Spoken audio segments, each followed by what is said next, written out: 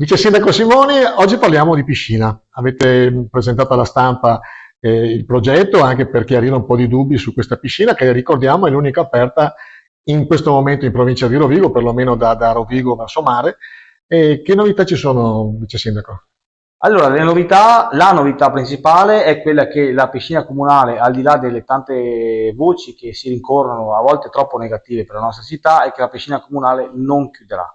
È in attività, sta lavorando anche con le vasche esterne che hanno aperto.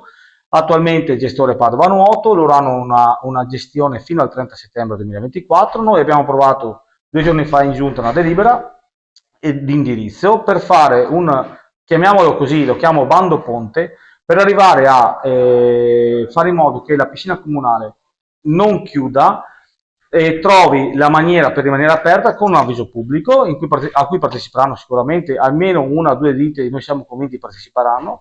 Per fare questo cosa abbiamo fatto? Abbiamo conferito due incarichi a due professionisti di Adria, il perito Gino Bergantoni e l'ingegnere Paolo Barufaldi, per la verifica degli impianti per il CPI, quindi il ritenimento del CPI, l'impianto di incendio, e poi per la verifica strutturale e impiantistica di tutta la piscina, in modo che noi andremo fuori con un bando con dati aggiornati, con criticità rilevate oggi, e quindi chi parteciperà sa esattamente cosa andrà incontro, cosa dovrà fare, e quindi farà l'offerta più dettagliata e più tarata possibile rispetto ad esempio al bando che è dato fuori poco tempo fa, che è stato per noi un campanello d'allarme, perché è stato un bando che è dato fuori qualche mese fa e che ha visto la gara andare deserta. Questo forse ha allarmato diciamo così, gli addetti ai lavori.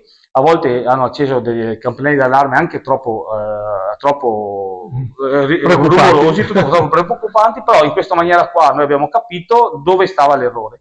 Praticamente Padova Nuoto, che è l'attuale gestore, ha una scadenza del contratto a giugno, però avete la possibilità, anzi, perché già dato la proroga fino a fine settembre, esatto. Quindi le vasche sia interne che esterne fino a fine settembre, esatto, non hanno problemi. Praticamente farete questo bando ponte che durerà più o meno fino a fine 25,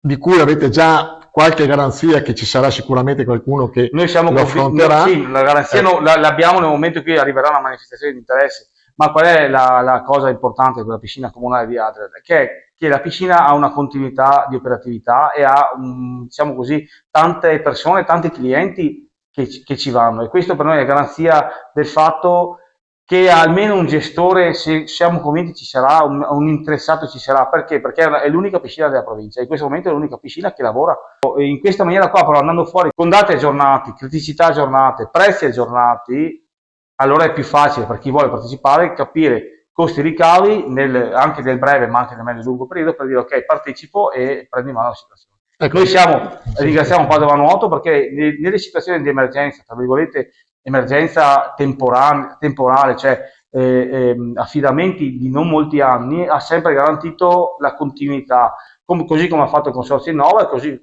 prima del nuoto. Ci hanno sempre garantito questi soggetti la continuità dell'operatività e quindi dell'apertura delle piscine comunali di Adria, che, ripeto, nonostante molte voci negative, chiamiamo anche alcuni uccelli del malaugurio che forse sperano ancora che la piscina chiuda, noi invece abbiamo dimostrato che la piscina è ancora aperta e rimarrà aperta. Ecco, ricordiamo anche la centralità di Adria, nel senso che la vicina Cavarzo, la vicina zona di Venezia, anche addirittura la vicina zona ferrarese si riversa in questa piscina. Esatto. Grazie Vice Sindaco. Grazie a voi.